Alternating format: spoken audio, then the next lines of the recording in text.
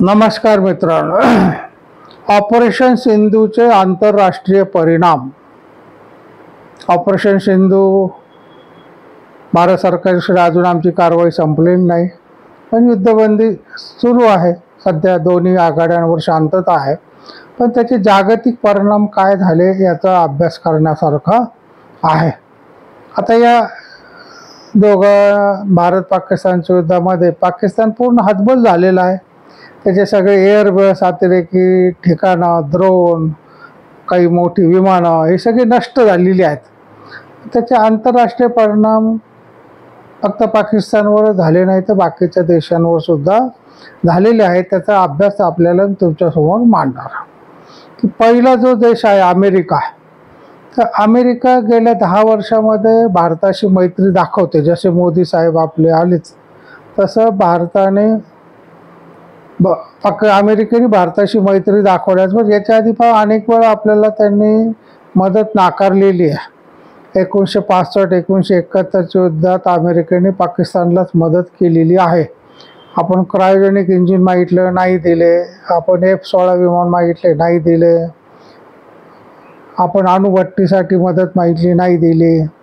तर त्यांचं तो पहिल्यापासून भारत विरोधी धोरण. याचं कारण की भारत मोठा होता कामा नाही.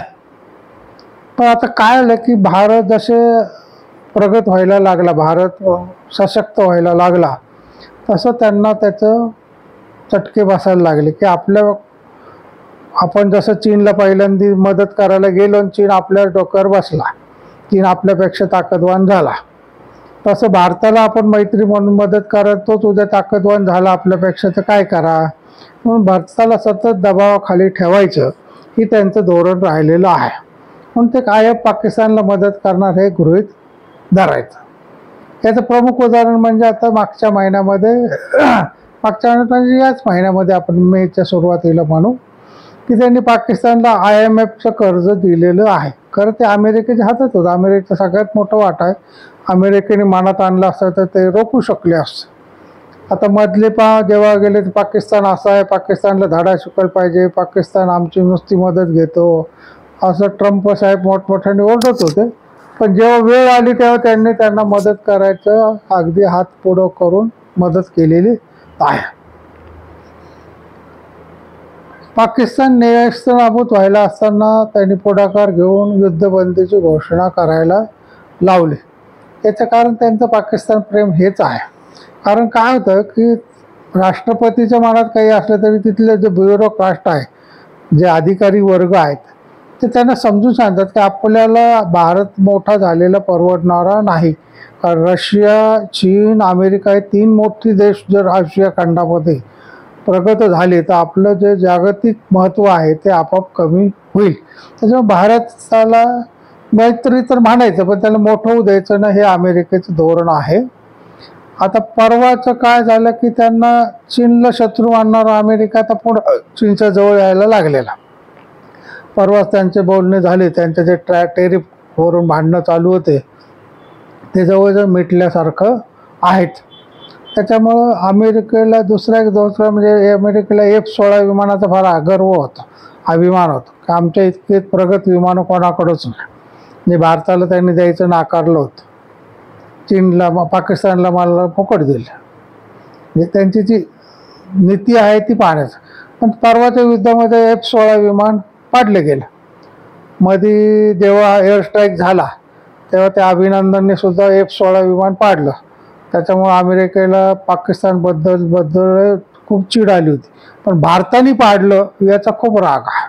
आत्ता परवाच्या युद्धातसुद्धा F-16चं एक विमान आपण राजस्थानजवळ पाडलं आणि त्याच्यामुळे अमेरिकेची चिडचिड झालेली आहे. कारण काय होतं की सगळ्या जगभर बदनामी होते की F-16 विमान पडू शकतं, जे काही इतकं चांगलं आहे असं नाही. पण त्याच्यामुळे त्यांची जी डिमांड आहे अमेरिकन शस्त्रास्त्राची ती कमी होते. आता IMFला सुद्धा कर्ज का द्यायला लावलं तर पाकिस्तान ते पैसे घेणार आणि अमेरिकेकडून शस्त्र विकत घेणार. म्हणजे IMFकडून पैसे द्यायचे आणि आपल्या शस्त्रास्त्राच्या कारखानदारांना ते पैसे शस्त्रास्त्र विकून परत मिळवायचे. ही अमेरिकेची दुटप्पी चाल सगळ्या जगाच्या लक्षात आलेली आहे. दुसरा जो देश आहे चीन, आता चीन प्रथमपासून भारताचा उघड उघड शत्रू आहे. पाकिस्तानला तो मदत का करतो? तो भारताला सतत दबावाखाली ठेवायचा, भारताला सतत त्रास द्यायचा, हा हेतू त्याच्यामध्ये आहे. त्याच्यामुळे तो पाकिस्तानला बऱ्याच वेळा मोफत काही शस्त्रास्त्र देतो, काही विकत देतो, त्यांच्या देशामध्ये रेल्वे बांधून देते, धरण बांधून देतो, अमुक करतो आणि हळूहळू पाकिस्तानच्या जागा, काही बंदरं, काही विमानतळं तो ताब्यात घेत आहे. आता चीनचं महत्त्वाचं दुखणं काय झालेलं आहे की परवाच्या युद्धात, की चीनने पाकिस्तानला काही ड्रोन दिलेले आहेत, काही लढाऊ विमान दिलेले F-17 म्हणून, आणि सगळ्यात महत्त्वाचं म्हणजे त्यांना ते जे एअर सिस्टीम असते, एअर डिफेन्स सिस्टीम, की या कोणतं मिसाईल आलं तर ते वरच्यावर उडता आलं पाहिजे. आपल्याकडे जसं S-400 आहे तसं पाकिस्तानचं ते त्यांनी विमान भेदी तो एअर डिफेन्स एअर सिस्टीम त्यांनी पाकिस्तानला दिलं होतं. पण भारताचे एवढे मिसाईल गेले त्यातले एकही मिसाईलला त्याला अडवता आलं नाही. जेवढे ड्रोन तुर्कस्तानने दिले, चीनने दिले, ते सगळे भारताने 100% पाडले. म्हणजे एक सुद्धा ड्रोन आपल्या भारतामध्ये येऊन पडू शकलं नाही. त्याच्यामुळं चीनची जी शस्त्रास्त्र आहेत ती किती कुचकामी आहेत हे सगळ्या जगाने पाहिलं. आणि मग चीनला जो शस्त्रास्त्र विक्रीचा एक मोठा व्यवसाय चालू होता त्याचा तो एकदम कमी झाला. कारण ज्यांनी दक्षिण आफ्रिकेतल्या बहुतेक राष्ट्रांनी, लॅटिन अमेरिकेतल्या राष्ट्रांनी त्यांच्याकडे ऑर्डर नोंदवले होते विमानासाठी, ड्रोनसाठी, त्या सगळ्या ऑर्डर बऱ्याचशा त्यातल्या कॅन्सल झालेल्या आहेत. त्याच्यामुळे चीन भारतावर अतिशय चिडून आहे. आता चीनची ही जी लष्करी ताकद आहे ही फुसकी आहे. ते भारताने सगळ्यांना सिद्ध करून दाखवलं की चीन लढाई उतरला तर त्याच्या सगळ्या ज्या सिस्टम आहेत, ड्रोन, विमानं किंवा एअर डिफेन्स सिस्टम, हे कुचकामी आहेत. त्याच्यामुळे भारताने जर खरंच त्यांच्या ब्राह्मणाचा हल्ला केला तर आपण काय करणार, ही चीनला भीती आहे. आता त्याच्यामुळे चीन चिडलेला आहे. मग काही करून ही नामुष्की झाकली गेली पाहिजे. मग त्यांनी काय केलं की खोटा प्रोपगंडा सुरू केला. अमेरिकनमध्ये किंवा इतर युरोपीय देशामध्ये छापून आणायचं की भारताचं चिनी विमानांनी मोठं नुकसान केलं, चिनी ड्रोनने भारताचं मोठं नुकसान केलं, नाही का, भारताचे 16 मिसाईल पाडले, भारताच्या विमानतळावर हल्ला केला, अशा खोट्याच अफवा पसरवून ज्या योग्य आपली जी आबरू गेलेली आहे ती झाकली जावी, हा त्याचा प्रयत्न चालू झालेला आहे. भारताला कधीतरी याचा धडा शिकवावा असं त्याचं नेमकं यापुढे धोरण राहील. सरळ लढाई तर मला नाही वाटत चीन करेल, कारण त्याला त्याची धास्ती बसलेली आहे.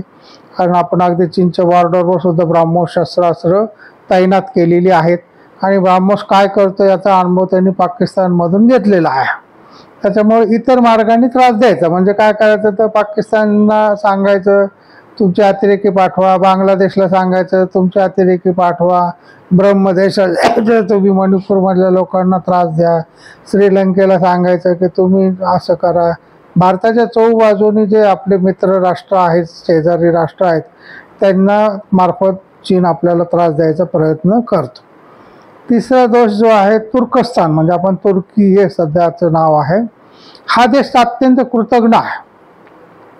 जे भारताने 2 वर्षापूर्वी जो तुर्कस्तानमध्ये मोठा भूकंप झाला तेव्हा सगळ्यात पहिलं भारताचं विमान तिथं मदतीला गेले होतं. आपले 100 लोक एनडीआरएफचे जवान मदतीला गेले. अन्नधान्य, शस्त्रास्त्र, औषधं सगळं भारताने पुरवलं. पण हा देश तुर्कस्तान म्हणजे त्याचा जो अध्यक्ष आहे एर्दोगान अत्यंत कृतज्ञ आहे. त्याने मुस्लिम राष्ट्र आहे पाकिस्तान म्हणून त्याच्या बाजूने उभं राहायचं ठरवलं. पाकिस्तानला उघड पाठिंबा दिला. 600 ड्रोन त्यांच्या मदतीला मोफत पाठवून दिले. पण हे सगळे ड्रोन भारताने नेस्त नाबूद केले. त्यामुळे तुर्कस्तानला लोक हसतात की तुमचं एकही ड्रोन भारतावर हल्ला करू शकलं नाही. त्याच्यामुळे जागतिक पातळीवर त्यांची चितू झाली आणि मग त्यांची जी ड्रोन विक्री होती इतर राष्ट्र मागायचे तुर्कस्तानचे ड्रोन म्हणजे अत्यंत शक्तिशाली, भारी अशी एक अफवा सगळीकडे होती. त्याच्यामुळे तुर्कस्तानला त्याची चांगले खप होता. तो आता खप एकदम कमी झाला. भारताने तुर्कस्तानला धडवड शिकवण्यासाठी तुर्कस्तानची जी सफरचंद यायची, जवळजवळ 8,000 कोटीची सफरचंद भारतामध्ये तुर्कस्तान मार्फत यायची. ती स्वस्त होती. त्याच्यामुळे आपल्या काश्मीरमधल्या सफरचंद विक्रीवाल्यांना पण त्याचा त्रास व्हायचा. तर भारताने ते सफरचंद विक्री किंवा इतर पदार्थ जे तुर्कस्तानचे मसाले किंवा खजूर वगैरे हे सगळं आयात बंद केले. आपले प्रवासी मोठ्या प्रमाणात तुर्कस्तानमध्ये जात होते, ते सगळ्यांनी आपल्या ज्या रिझर्वेशन बुकिंग होतं ते सगळं कॅन्सल केलेलं आहे.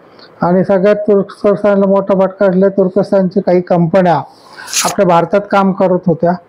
बऱ्याच विमानतळांवर जे साफसफाई वगैरेची कामं होती ती सगळी तुर्कस्तानी कंपन्यांकडे होतं. तर त्यांचं लायसन भारताने रद्द करून टाकलेलं आहे. त्याच्यामुळे त्यांना मोठा लॉस झालेला आहे.